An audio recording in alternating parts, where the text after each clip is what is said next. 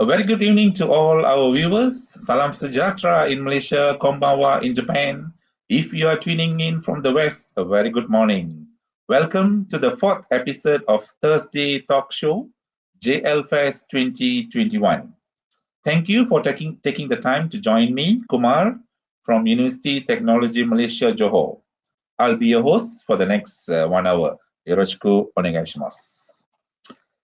With the theme Why Japanese? In our first episode of Thursday Talk Show, we had His Excellency the Ambassador of Japan to Malaysia, then followed with four students, two undergraduate and two diploma students who are beginning their studies education journey in Japan in our second edition. And in our third episode, we met two Malaysian students who are pursuing their postgraduate studies in Japan. And today, in our fourth episode, we are moving a step further. Career in Japan, working in Japan. Now, there is always the impression that Japanese are very hardworking, strict disciplinarians, work long hours, very strict time managers. So, is it difficult to work there? Can Malaysians cope? Now, how do I go about to get a job in Japan? Must I be a student in Japan to be able to work in Japan? Or can I be a student or graduate from Malaysia and get a job in Japan? I'm sure many of our viewers might be thinking about this. Now, for the answers, sit back and enjoy our show where we will be joined by three inspiring Malaysian youth who took different routes going to Japan and now they are successfully working in Japan with Japanese company.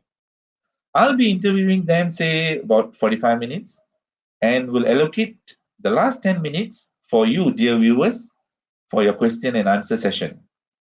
If you have any doubts or you like to ask any questions to our panel, please type in our comment box, and our technical team who is working behind the screen will group them and direct it to the respective panel during the Q&A.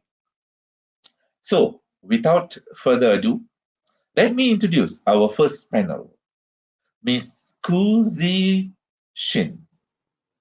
Hi, Miss Minasan, Ku.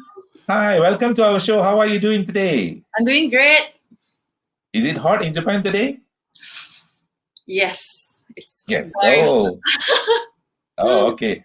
Hi, Miss Ku. Can you please introduce yourself to our viewers? Minasan konbanwa. My name is Zixing, and I am 37 years old this year. I am Penang. I'm from Penang, a typical Penang lang. And for information, I'm not from the island. I'm from the mainland. Um, I did my bachelor's in Tokyo University of Agriculture, and currently I work as an embryologist. My clinic is localized in Chiba, which is specialized in infertility. Yoroshiku onegaishimasu. Wow, from Penang. It's very nice to hear that. You Yes. must be missing Penang char kway teow there. Yeah, I miss it a lot. Okay. Next, we have a hero, Mr. Z Al-Habshi. Konbanwa, Z-san. こんばんは。 Thanks for joining us tonight. O genki desu ka? Genki desu. Thank you for inviting me. Oh, it's a pleasure having you in. Can you please just tell us about yourself? Yes, my name is Zaid Al-Habshi bin Said Abdul Hamid. So I am from Johor Bahru, Johor, and I am graduated from Tokai University in my bachelor's and master degree. And currently I'm working in Equinix, which in Tokyo. So yoroshiku onegaishimasu. Oh, we had Miss Ku from North, and now you are from South of Peninsular Malaysia. That's nice. Okay, now how about our third panelist? Where do you think she came from? So next one is heroine, Miss Winnie Ho. Hi, Miss Winnie. Welcome to our show today. こんばんは。 Konbanwa. Thank you for your precious time. Thank you for inviting me. Our viewers would like to know about you. Okay, so my name is Winnie and I'm 26 this year. I graduated from University Technology Malaysia in Johor Bahru, and I'm now currently working as electronics engineer in Kyoto. Wow, from UTM Johor Bahru. Very Yes. nice to have you with us today. And how lucky we are. We have somebody from North, we have somebody from South of Peninsula, and now we have somebody from East Malaysia. A good Yes. representation of Malaysia today. Thank you. Yes, welcome to all our three panelists. Now, for our viewers, I'll be addressing them how they do in Japanese. That means I'll use the sang behind their name. So Zishin sang, Z sang, and Winnie sang. Okay, I will drop the Miss and Mister. I'll use sang. So hope you understand. Okay, now Mrs. We'll start with Zishin sang. You said that you are an embryologist. Now, what do you do? What is your job scope? Okay, my job is to make a family dream come true with science. So to simplify it, I make test tube babies. As embryologist, I work in a team with doctors and nurse to help couples with reproductive health issues. So basically, I work in the lab and take care of the embryos. We will freeze the embryo once the embryo reach a ideal size and a certain number of cells. And when the body condition of the mother is in the good condition, then we will defrost the embryos and put it back to the mother's womb to achieve pregnancy. Wow, you are like playing a part of a creator, helping to create human life I'm on Earth. choosing life. Wow, wow, we are lucky to have you in today. And you said that you're working in Chiba. That means Yes, your clinic is in Chiba. yes, Talking about Chiba, many will be thinking about Disneyland. yes. I'm fortunate enough that my clinic is very near to Disneyland. Wow. So it's like every day you see Disneyland and Disney Sea while going to work. Every day is magic. Oh, every day is magic. There are people who are dreaming to visit the Yeah, magic land, correct? And for you, it is just around neighborhood. yes. That's why Yeah. we share the same aim. We make dream come true. Wow, that's nice. That's nice. You better tell the clinic that you said this today, okay? And now, Okay. how long have you been attached to the clinic? Currently is my third year at Shakaijin. Third year. Yes, Oh, okay, that's nice. Now let's move to Z-san. Z-san, you said that you are now you are a operational engineer, right? Yeah, operation engineer. So can you just tell us what do you do? What's your job scope? After hearing Zixing's Sang explanation about her job scope, I think my kind of like job scope is quite simple because simply said, I am operation engineer, but I'm focusing on network monitoring. So I'm monitoring the network of client, so to make sure their network is there is to prevent any downtime or and also to prevent from any security threat. So basically, I'm focusing on internet network security and also the internet network. Wow, that sounds something very important in this modern. Yeah, especially during right now with this coronavirus. So like most of the Yes, companies are yes. doing work from home. So in that sense, the demands for network is really increasing. So there's also needs the commitment of our work as well because we need to Oh, monitor really hard about that. oh, okay. That's nice to hear. Now, if I'm not mistaken, this is your second job in Japan, correct? Yes, this is my second Before company. this, you were attached to? Before this, I worked at in Fujitsu, Japan, as a maintenance engineer. So that time I was focused more on the hardware stuff, which is for example, if there's any hardware problem, so I went to the data center and I do the troubleshoot and I change the hardware. Maybe like changing the hard drive, changing the PSU or any other else. But right now I'm more onto the not 100% software, but a little bit in the medium about that. So I instead see. of doing hardware, I'm focusing on the monitor and just doing basically just sitting in front of the computer typing like that. I see. Okay. How long were you attached to Fujitsu? Fujitsu, I worked for about 3 years and a half. And now in this company? And in this company, I work. This is my second year. Oh, so altogether you have been working for 5 years in Japan. Around 5 years plus. Okay, that's nice to hear from Zed-san. Now we move to Winnie-san. How about you, Winnie-san?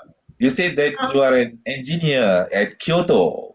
Yes. Yeah, people might be, when they hear Kyoto, wow, it's a beautiful historical, another place where everybody would like to visit when they visit Japan, right? So you are lucky you are living and working in Japan in Kyoto now. So Yes. what is your job scope? For my job scope, because I'm an electronic engineer, but because I'm in medical field, so basically my job scope is that I design electronics board, and then I'll have to, besides drawing it, I'll have to like prepare all the components that is needed to build one board, and then we have this factory in our company as well. By the way, I work in R&D department, so I'll be in charge in designing. And then after that, we'll pass it to the production line, and then they'll produce the boards. When it's done, we'll have to do experiment to test out the boards, whether it's working or not. And because I'm in medical field, it like somehow our product it's quite, how do I say, it's related to human lives, so we have to be extra careful. So we have to carry out experiment to make sure that all the measurements, the results are safe to be used to be sold. So I'll have to do experiments on that. And then once we are sure that these boards are safe to be used, we'll have to do some prototypes, because now we're like developing new products. So we'll have to like do some prototype, and then only then to pass to the next team for them to carry out experiments. Oh, that sounds interesting. That means your job is like creating new things. That means it's every day something is new. Yeah, something like that. Oh, and we have somebody who is like a god creating life, and then we have another two who is supporting life on Earth. Correct? Wow, that's interesting, and it's interesting to have three of you here. Thank you. I really appreciate your time and participation today. Now, thank you for all the information. Now, next, let us rewind and take a time travel machine back to the past. Okay. Now, when did you actually start learning Japanese language, or when did you start having interest in Japanese language, and why? Right? How about you, Zishin-san? Wow, I think the time travel back to 8 years ago. I actually I'm interested to learn Japanese because I was a die-hard core anime fan. I used to be an otaku. Oh. I love Naruto and those Shingeki no Kyojin, this kind of stuff. But I decided to learn Japanese when after I finished my STPM. I see. Yes. So it means you finished your STPM in Penang? Yes, in Penang. And then where did you start your Japanese language? I did a 4 months intensive Japanese language course also in Japan. Oh. Yes. In No. Penang? In Penang, sorry. In Penang for 4 months. In Penang, okay. Then after that, I fly to Japan and I did another 1 year Japanese course. That means you already made up your mind when you finished STPM or before STPM, or when you were watching all the Narutos that you would like to go to Japan one day? Actually, when I started to watch Naruto, I have the interest to learn Japanese. Then after that, I was debating with my family, can I go to Japan, please, for 2 years? Then after that, I finished my STM. Then I started the language school. Oh, so officially you started learning after STPM? Yes. 4 months in Penang, then you came to Japan and did your diploma for a year, is it? The Japanese language only for a year. For a year? Yes. Oh, I see. And then you entered the university in Japan? Yes. I did my And the bachelor's. university is Tokyo Agriculture University, is it? Yes. Yes. And the field you chose, the major, was it your first choice? That was your Yes. area you were interested? Yes, I love biology. So I picked Nodai because there's some research that I'm interested to. So I that's see. it. Yes. Okay, that's interesting to see your journey on Japanese language. How about you, Zetsan? My first I studied Japanese was back in during high school, because during that time in my high school it's compulsory to learn a new language, which was during that time we have Japanese, Arabics, and French. And during that time, because like during children, maybe a little bit same as Zishin, because during that time, like children love to watch this kind of like anime, but during my time it was like Doraemon and Shinchan. So just thinking that if I have a little bit of knowledge in Japanese, so maybe I can start watching like Japanese anime without reading the subtitles, or maybe like reading the Japanese manga like that. So basically, that's the main reason I chose Japanese. So I started learning Japanese during the high school. Oh, so you said that you are from Johor Bahru. That means you did Yes, your primary education in Johor Bahru, primary in Johor Bahru, and then and then your secondary. my secondary school was in Sekolah Dato' Abdul Razak in Seremban. Oh, maybe some of your juniors might have been listening to you from Seda. They'll be happy to Hopefully, see a yeah. super duper senior there. Okay, so I mean, you chose Japanese. Was it your like first choice, or it was like, okay, out of a few foreign languages, I have to choose one, so I'll just choose Yeah, Japanese. in all honesty, it was the latter, because Oh, the during that latter. time I didn't have the really rigid intention of like I want to study in Japan, or like having a really having a nice life in Japan or anything. But during that time I was just like, okay, just to fulfill the requirement from the Requirement. school, so I just choose the new language. Just so I chose Japanese. So it was, if I'm not mistaken, it was for 4 years, correct? 4 years. Form one to four form years five, or form one to form four?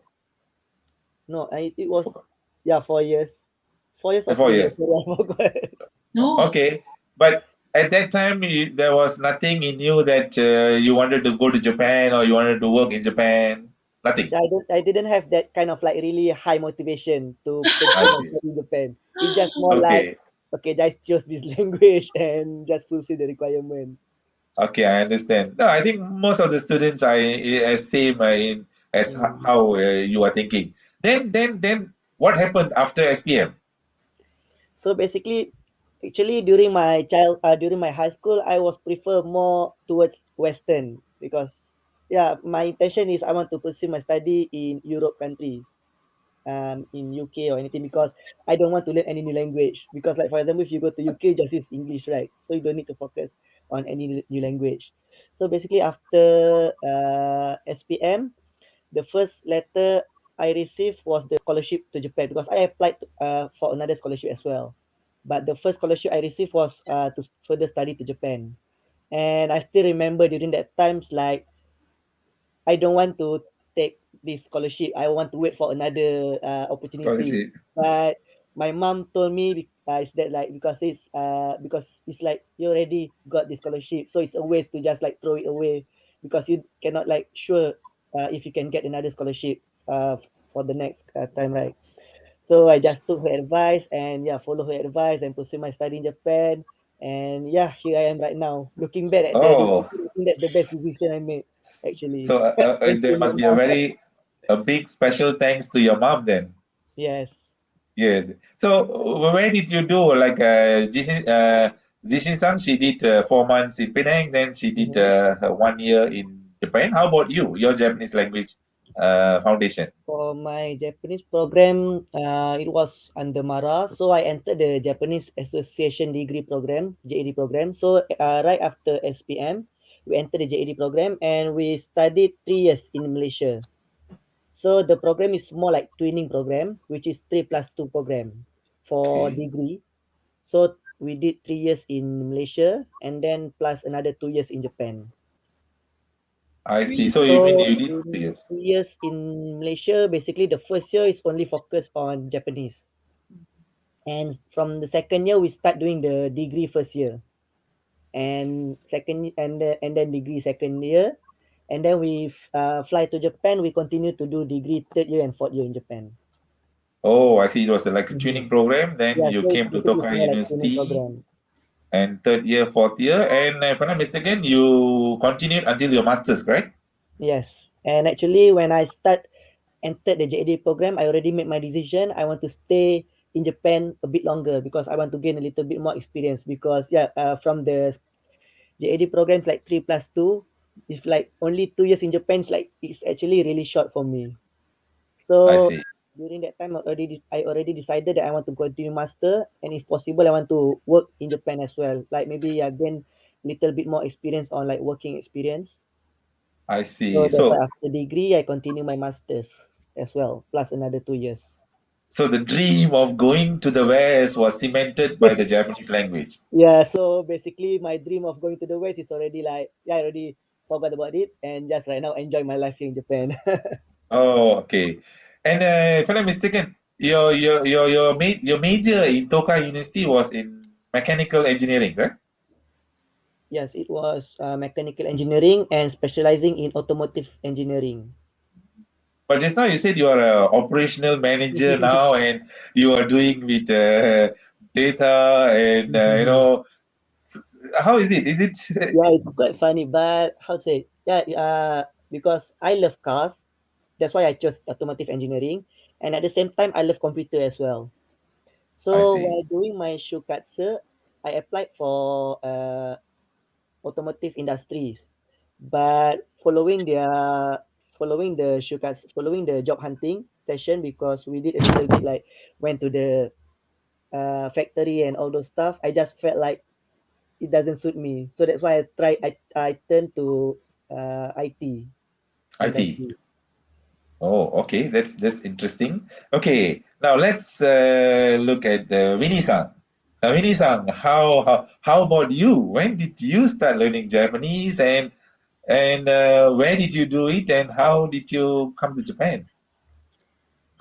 For my case, because I studied in UTM, so we have to have, like Sam has said, son, we have to fill this requirement in order to graduate. So we'll Yeah, have to take this foreign language during our fourth year. So, but when I entered during my first year, my senior told me, just have to grab it now because by the time when you go to fourth year, you might not be able to grab it because it's limited.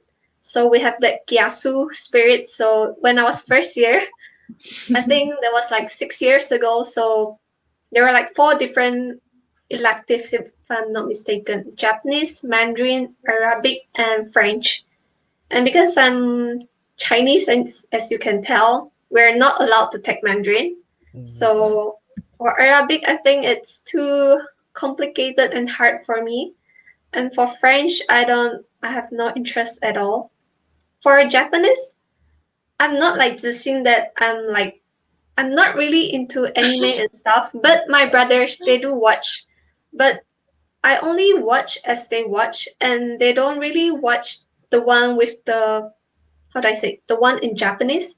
They watch those which Okay. has the subtitles and stuff. Mm. So I would say like it's a coincidence that I took this class. And then for your information, Kuma Sensei is my Japanese teacher when I was Oh in UTM. yeah, he's my And there's student. another teacher. His name is Lo Sang. They both taught me really well. So at first, I only started. No, at first, I only wanted to take one class in order to fulfill that. But Yes. because the first Japanese lesson, it was very interesting. Like the lecture isn't the same as the one that we normally get from other lectures, like different subjects. So I would like to say thank you for making me what I am Okay. today. Thank Oh, you. so okay. So you fell in love with Japanese in UTM. I would say so. Okay. Now Mhm. I shouldn't be asking too many things. Then I'll be like talking about UTM. Okay. But that is just it's an elective subject for one semester. Mm. Then how did you then further your Japanese language? How did I further? Oh, I remember. Because we have this Japanese class, they have this Japanese 1, Japanese 2, Japanese 3. So you have to take Japanese 1 in order to continue Japanese 2 and Japanese 3. So I took up Japanese 1 when I was in my first semester in my first year. So after completing it, it was really fun and interesting. So I took up the next one. And then after taking up the next one, I was like, maybe something's not enough. Maybe I should further more. Like we have that Kyasu spirit. So I went for the third one. And then coincidentally, we have this like JLPT course offered by the university. So I just took it up. And then I think, yeah, that's how I ended up here. Just And pursuing more and more and more. while you were in UTM, till Mm-hmm. which level of JLPT did you reach? When I was in UTM, I managed to reach N2 before I graduated. Yeah, because they have this one agent from Japan. They're recruiting students from Asia. So they came to my university and they provide this like intensive Japanese language class for those who are interested in working in Japan. So I think initially I was like that, like I don't really have this like desire that I must work in Japan. I just took up the chance because they said everyone is welcome. Like as long as you fulfill the requirements, you're open to take like apply for the class. And I was like, initially I was rejected because I was only in my second year, and then they prioritize those who are in third year and fourth year because they can graduate in like 1 or 2 years and then they can come to Japan. So I was rejected at first when I was in second year, and then I think I think during the end of my second year or third year, I got a call from them saying that like you applied this and then we rejected you because you're still in your second year. And then they said because we have these vacancies in the class, would you like to join us? So I took up the class and it's like a fast track class, and that's how I managed to reach N2 before I graduated from UTM. So you Yeah. started your Japanese language from zero in first year, Yes. and by the time you were in third year, you reached N2. That's an achievement. Congrats, Yes. congrats. すごい。すごいですね。はいはいはい。Okay, that's nice to hear your Japanese language journey and how it has helped you. Now, so next we come to how did you, you know, in Japan they have this shukatsu, finding for job, and then okay, and if I'm not mistaken, Japanese students, from the third year onwards, they start doing job hunting, and you are supposed to have a job before you graduate and so on. So can you share your experience with us, Dishin-san and Zed-san? How about you, Zed-san? Yeah, it was really tiring Oh, tiring. because job hunting in Japan, or basically they just tell shukatsu. It says shukatsu. So basically they start. I don't know about now, but during my time it start during April and ends by around August, September, like that. Depends on when do you get your off letter. So in my case, I did mine starting from May, and I got my first offer letter was around July. So basically, it was Oh, like that's two fast. three months. And what was really tiring was because like during those time, it is like during summer period, Yes. especially July and August. It is like peak summer period, and it was not like COVID, like because right now during this COVID you just doing the job hunting while online, but during those time we need to go to the company. And for Japanese job hunting, they have like, for example, the in general the steps, like first you join the seminar, which is the introduction seminar about the company, and after that you send your resume. If you're interested in the company, you need to send your resume, and after you elected from the resume, you need to sit for an SPI test, which is I Google this, which is the name is synthetic personality inventory. Mm. And because I'm from Rike, I'm from science stream, so I applied for engineering work. So basically, the SPI test consists test in for Japanese, mathematics, and English. They will tell you Oh. about these three subjects. So after you pass the SPI test, it's time for you to sit for an interview. And in general, interview they have like 3 to 5 times interview, depends on company. And after you successful all the interview, then you get the offer letter. So in each company, you have to go through maybe about 3 to 4 or 5 times of interviews. Yeah, the list was like 3 times interview. I understand. I hate. So Honestly, it's really tiring. It's really tiring.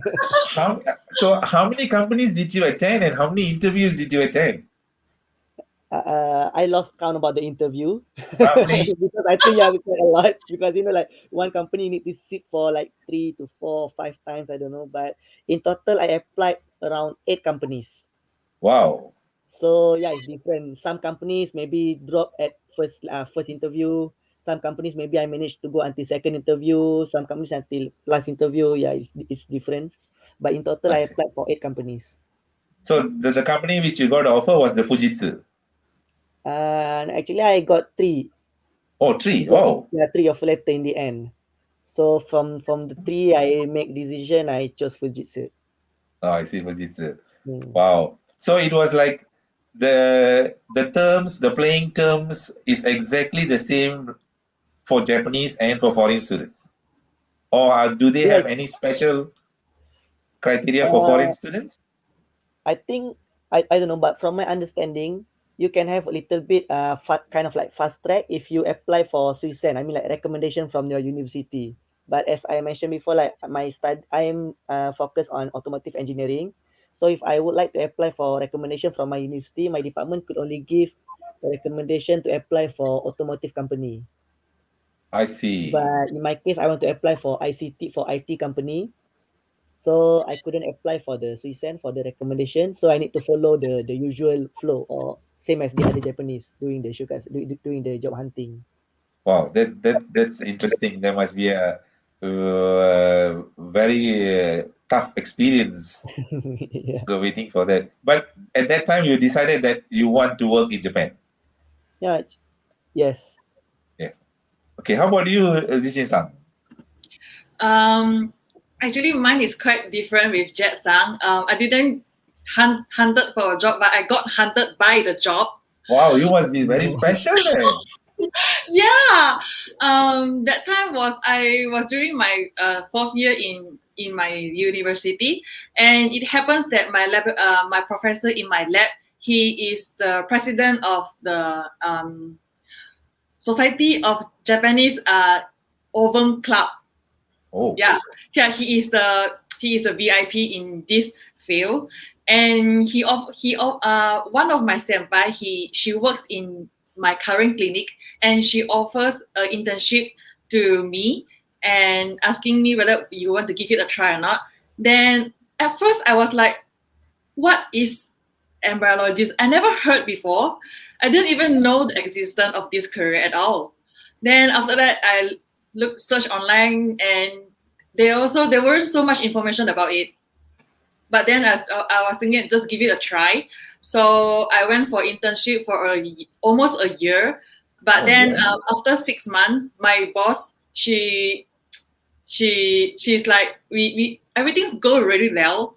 And although I didn't know nothing, I did not know anything about embryologists, but the complexity of sperm and the ovum and how the growing process of embryo is like, it's so fascinating. Like everything is so cute. It's like a different universe. Then my boss, she is a very inspiring person too. So she offered me the job. Then I just get the job directly. Wow, so you must be very lucky, isn't it? Not Yes, like I Zetsa who like. went through many interviews and it must be the tussle of preparing for interview, attending interview, the stress, and after that waiting for the results. Wow, you are very lucky. After So listening for to Jet you, Russell's wow. Yes, yes. Now, how about you, Vinny-san? You okay? So you said that you finished, and then you prepared your N2 and so on. Then how about these job interviews and so on? How did you go about getting this? As I mentioned just now, there's this agent that they provide this like fast track class for those who are interested in working in Japan. So initially I was like, okay, maybe I can take this up and then just like attend the class. And then one day they decided like to, because I already filled out all the forms. So I'm in their database. So once I fulfill the requirements, they asked me to film a like 1 minute video to introduce myself. And then because they're an agent, so they'll send my videos to all the companies that like, how do I say, get their help to hire talents. So for that agent, as long as you get like selected by 3 companies for interviews, they'll send you all the way from Malaysia to Japan for the interview. Oh, so And you were flown to Japan to attend an interview. yes, Wow, that's lucky. yes, I was really lucky. But when they first offered me, I was having my internship in KL, so I rejected them.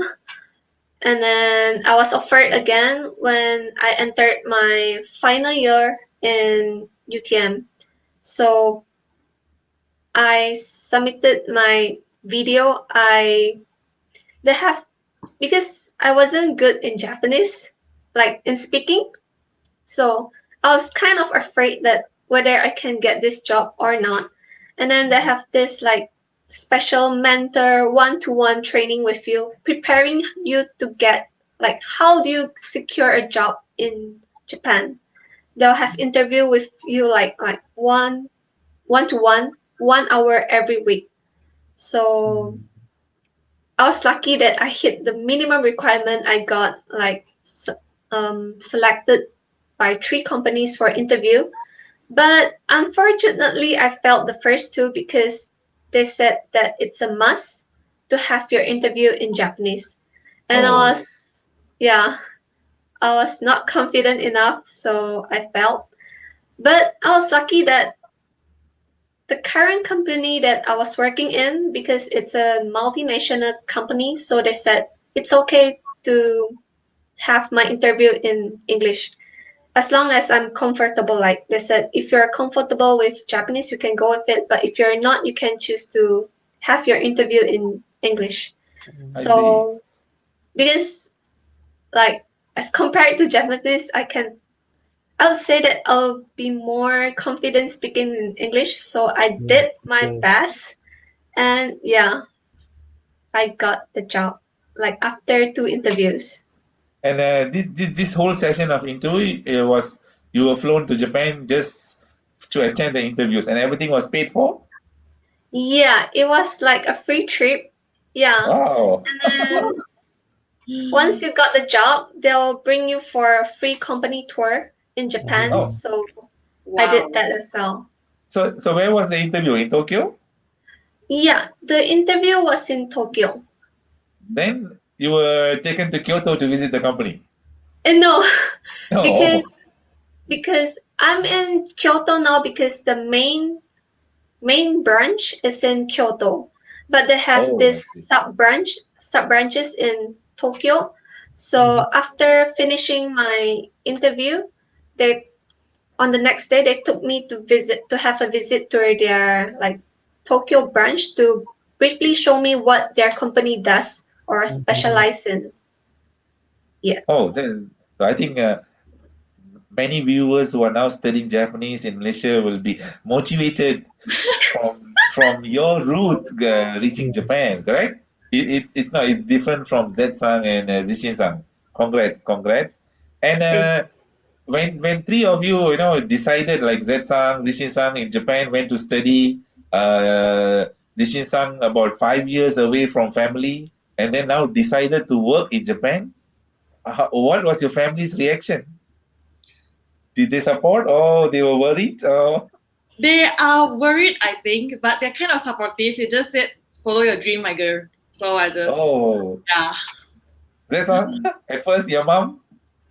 Yeah, my answer will be probably the same as Zisin Sang because my parents are quite supportive, and also my parents also like always told me like to go gain a lot of like experience. So for me, getting an experience working abroad is really a great experience. Like it's not everyone can have the chance, the opportunity to have the experience of working abroad. So that's what I'm Yes. doing it right now. Yes, very true, very true. How about you, Vinisa? I think when you entered UTM, there was not even a single dream of you working in Japan, correct? Yeah.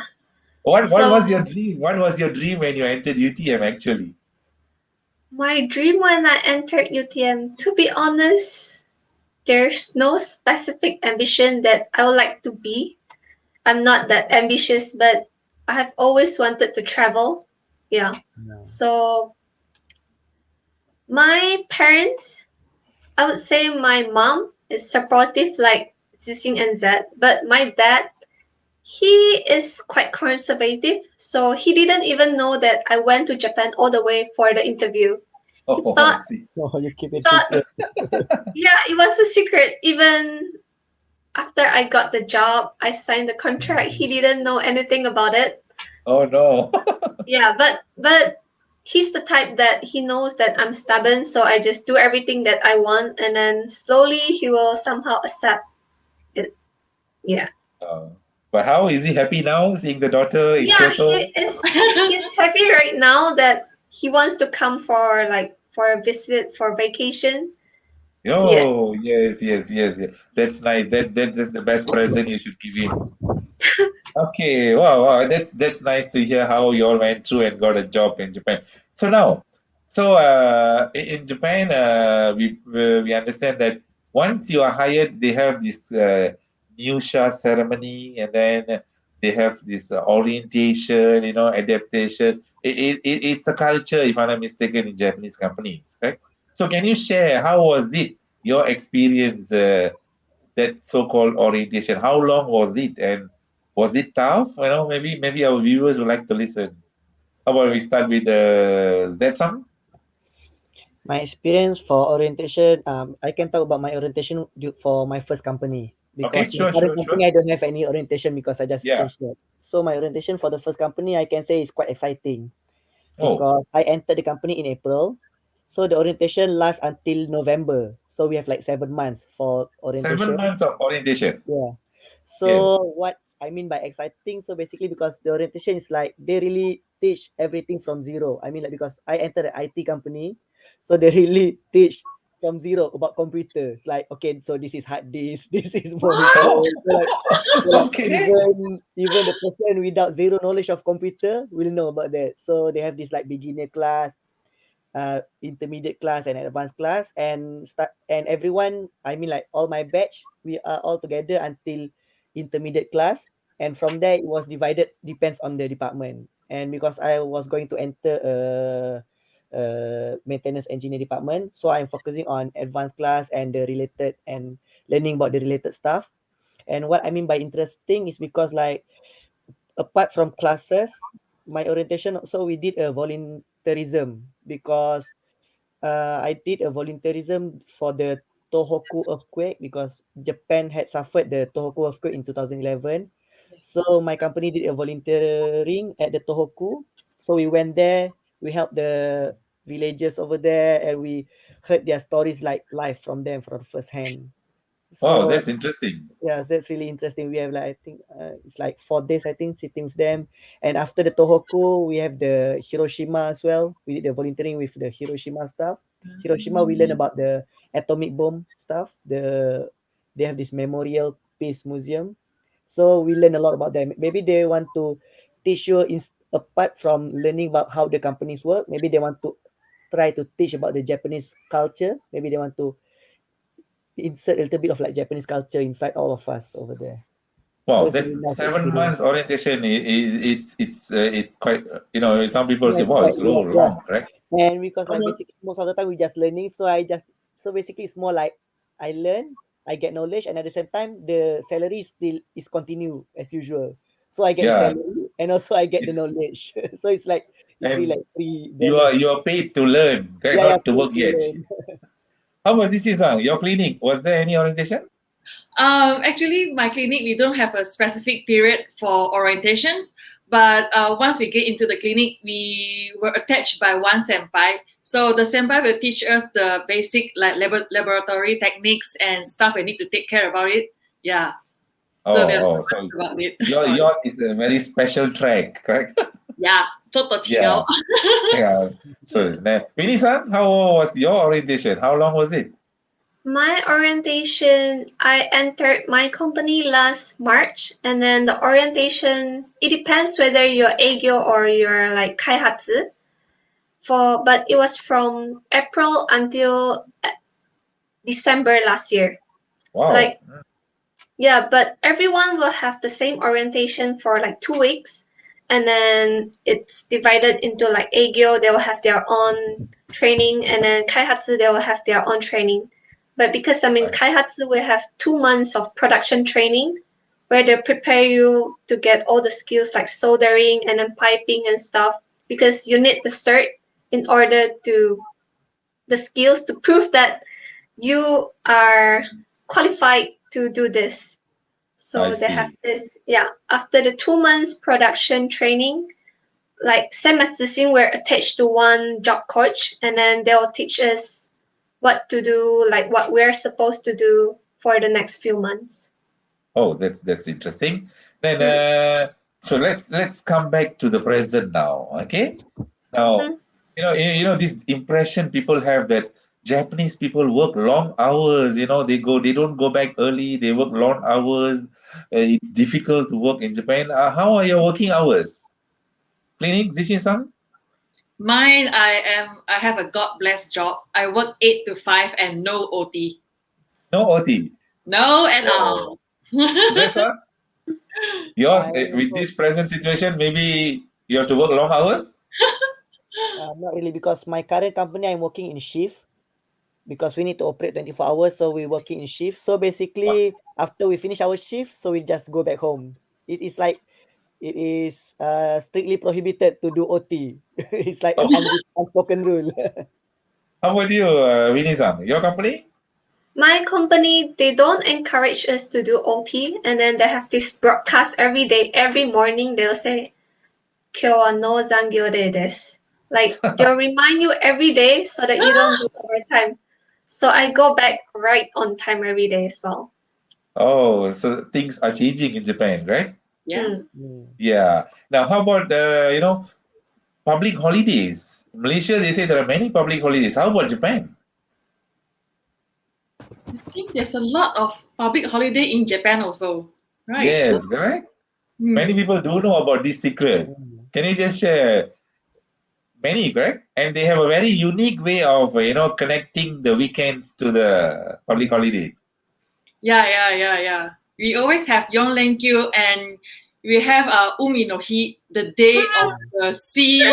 Middle, what else? Yama no Hi, mountains, day of Mountain, mountain. forest. Mm. Yeah. So mainly big holiday in Japan is divided by 3, which Mm. is the during Golden Week, which is April and May, and during Obon, which is during August, and at the end is the final end of the year, which is December and January. And apart from that, we have this like small Yeah, the holiday, small, which small like one. consecutive Sure. with Saturday and Sunday. Then you will get like 3 consecutive holiday or maybe 4 consecutive Yes. holiday. It's like that. So They I have think the it's quite a lot of Renkyu, holiday. correct? 3 days, Yeah, 4 thank days. you. Yeah, that's interesting about Japanese public holidays. Now, how about you know w- after you have been working in Japan so far, what do you think was the most challenging aspect of you face at job or you have ever faced till to date? Dishin-san. Personally speaking, although I have N1, but I still find it hard to use keigo, which means respectful Japanese. Usually, friendly is welcome most of the time, but keigo is a different style, which is they require formality, especially when you talk with your senpai and who has a higher social standing. So I always find the hard time speaking in the perfect keigo. I totally understand. Right. How about you, Winnie-san? You very limited preparation of Japanese. What is your most challenging aspect? Is it language? Yeah, it is language, but my concern is that Keigo is not my concern in company because we don't use Keigo at all. Oh, Oh, And I then see. yeah, we don't use Keigo at all. But the thing is that because I'm in Kyoto, they speak Kansai band. no. Yes, yes. Yeah, and the one that I learned, it's totally different. So when I first came here, I was like, "What? What's that? What's that?" Like I I won't know until I ask them. And Yeah, Oh, also, yeah, yeah. yeah, So, so so, it's kind so, of so hard. for our viewers, what Winnie-san meant was Kansai band is like kind of dialect. Like in Malaysia, we have our Bahasa Malaysia, the Kelantanese speak Logat, slightly a different logat, right? logat. Ecek Kelantan, right? So the Kyoto, they have a slightly a different Japanese, the Kansai band, they call it. Okay, that's interesting. How about you, Zed-san? What was the most challenging aspect? Probably maybe a little bit about like Japanese. Sometimes they expect us to work like them, to work same like them. It's like maybe because the Japanese like really peculiar about some things. Like for example, if they decided to do something, they will think about like what if happen if this, what will happen if this, what will happen if this. But for us Malaysian, we will think like if you want to do this, just do it lah. So yeah. like I see. That's true. during the meeting, sometimes I have a little bit of difficulties like what are they thinking? What are they really wants to find during this meeting? So I see. I see. it's kind of like a little Yeah, bit. that's interesting how they think, But the right? thing on the bright side, that is the best part about like I would say it's multicultural because we are different nationality, we have a different kind of way of thinking. So that's the best part of it. Okay, all right. So as I promised earlier in the beginning of the show, we are at the last 10 minutes of our show. So I'll open these to our viewers, those who might have some questions you really would like to ask our panel. So maybe you have already sent in your questions. You have sent in, maybe our technical team will direct the questions.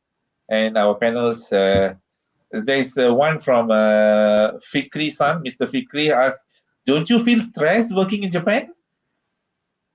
Is it stressful working in Japan? For my case, it's not because I enjoy it like every day because maybe I'm still new. So every day when I go to work, I get to learn something new. So for me, it's kind of fun. And also because I like to travel. So during my holidays, I get to travel around, even though it's COVID right now. Yeah, Oh, so okay. I'm having I'm having fun here. Okay. So How about not you, Zetsan? For me, I Is it think is stressful? as long as you enjoy the work, you don't feel any stress because I think it's the same if even if you work here in Japan or even if you work here in Malaysia or anywhere else in the world because you need to put your full commitment in that work. So as long Okay. as you enjoy it, and plus right now most Japanese company they do not like, for example, like three of us we do not do zangyo, we do not do OT for our work. So basically there's not really much pressure at work. So like during the Oh, work time, you just do your work, and after you finish work, you just relax, do your hobby, what you are happy you're doing at. interested in. Okay. All right. How about if there's any other question? Okay. If there is, no, we'll wait for any question. But while we're waiting, uh, say Zishin-san, just now you said something which is challenging. What is the most interesting part of your job? Aside from looking my patient getting pregnant, actually Japanese society they have a the hierarchy which is senpai and kohai, and which I find it interesting because I have a really good senpai, and I would like to mention her because she is a very good one. She is Oyama-san, and she taught me everything about she knows and contribute in my Japanese language. So when it happens when I speak weird Japanese language, she will teach me and correct me by that time. So which is very helpful for me. Yeah. Yeah, that's And the girl of my best life. way. That's the best, fastest way to learn. Yes. Yeah. Now, there's another question from Mr. Z Husa. He's asking about Nomikai. May I know, do you join Nomikai often? Is it stressful joining it? Um For me personally, my clinic, we are full of women and most of them are married. So we seldom have nomikai. So how about Jet Sang? Maybe Kigyo have much more nomikai. I can say probably once in 3 months, not so Oh. often.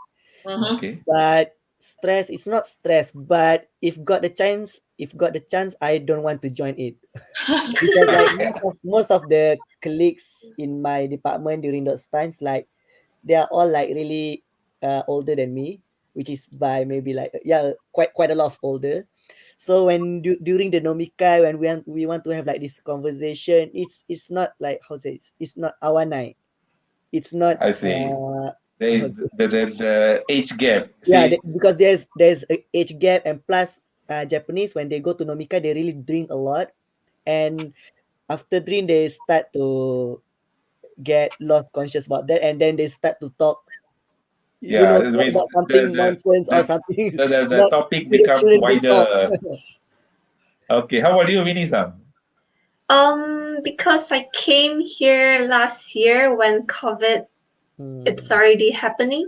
So I had a few nomikai, and for me, the first one was not really a good one. Everyone was really kind, but because I was so bad in alcohol, like even a sip, I get drunk.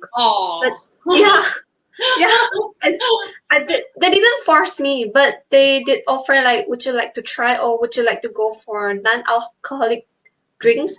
But Mm. because I like to try almost everything, I said I'll just try it. But I overestimated myself, and then I got drunk. Hmm. Yeah, Okay. but I would say the whole nomikai was quite fun. Like because like as Zed said, there's age gap, but they because the age gap in my team it's too big that they see me like little kid. So yeah, they really take care of me. Yeah, So yeah. I think it was they don't force you, correct? they don't force Yeah, you. they don't force you, so you They, don't have to feel stressed. Okay, and yeah. there's one question from Miss Izati. This is actually the last question I would like to ask you all. So she's asking, what's your biggest advice to those who plan to work there? You know, if those who are planning to work in Japan, what is the best advice would you give? And may I also join this question and ask one more extra? You know, like you all have been learning Japanese and living in Japan. Is there any like Japanese word or Japanese phrase which inspires you or which you think it motivates you? If anything, can you please share with us? Okay. How about Zishin-san? Okay, my favorite Japanese phrase will be mirai to wa kyou de aru. So in Oh, English, which is your decision today will define your tomorrow. So to answer Izati's question just now, so Pritu, if you decided to come to Japan, my advice is it depends which kind of company you are going to work. Is it a Japanese company? Is it a foreign company? But still, I think you need a basic Japanese language so that you can communicate in your daily lifestyle. So when you make a credit card, when you're going to rent a room, I think you still need a basic Japanese. And for thank, this phrase, I think that you really need to step out for your comfort zone so you can have a better view of your new tomorrow. That's all from me. oh, that's interesting. How Yeah. about you, Zed-san? And for me, actually, my motto, my favorite phrase is "Nanakorobi Yaoki," which translate. I'm not really sure about the English version, but yeah, maybe about this. But in general, translate in Malay, it is usaha tangga kejayaan. So basically, if Yes, you want yes. to get anything, you just need to usaha. You just need to try to do it. And this is I can relate in my experience because when I entered this Japanese program, my 3 years back in Malaysia was the toughest years for me because when everyone else, my batchmate, like they enjoyed their life after SPM, I need to struggle like learning new language, Japanese, and we have Japanese tests every week. And when we need to pass the test, and the passing score is like 70%, it's like really high. So it's really, really, really Yeah, toughest years for me. So, but after that, I couldn't say it's become easier. I couldn't say it's easy, but it become a little bit easier after I came here to Japan and after I'm having leading my life right now. So Okay, basically, thank if you want to have anything bright in your future, just nan nanakorobi yaoki. No matter how many times yes, you fall, yes. you just need to get up and try again. Yeah, yeah. That's very nice, Japanese pro. Well, how about you, Winnie-san? Last one. Okay, so my favorite phrase would be これは人生だ. So it would also answer to the question that the viewer asked just now, like, this is life, you only live once. So whether it's good or bad, you just have to accept it. Like, before I came to Japan, I worried a lot. Like, because my Japanese isn't that good, so I'm kind of worried, like, what should I do? Like, if I'm not good in Japanese, how can I live there by myself and stuff? So I worried a lot. But then I came here and I realized now that, yeah, there's nothing that you have to worry. Just grab the chance, go for it, and then you'll find Right. it out it will work anyway. Yeah, that's the spirit. Now, I guess we are running out of time. We have reached the end of our show. To our three energetic brothers and sisters, Taihen Otsukaresama deshita. Despite tomorrow you have a working day, it's already 10:30, I think, guess in Japan now. Thank you very much for your time, for joining us. I'm sure our viewers must have had some inspiring motivation, insight from your sharing. And for those who are studying Japanese in Malaysia, well, maybe thinking about working in Japan, maybe this was something motivational for you. And to borrow what Jishin-san said, Mirai wa kyo de aru, means your future actually starts from today, correct? What you are doing today Yeah. is what will determine your Yeah. future. Okay? Ganbatte kudasai. And to our technical team who was behind the scene, without you, our show wouldn't have reached this point. Thank you very much. And last but not least, to all our dear viewers, thank you very much for tuning in, joining us today. Stay safe. Good night. Oyasumi nasai and sayonara. じゃあね. Bye. Bye. Bye. Bye. Sayonara. Bye. Sayonara.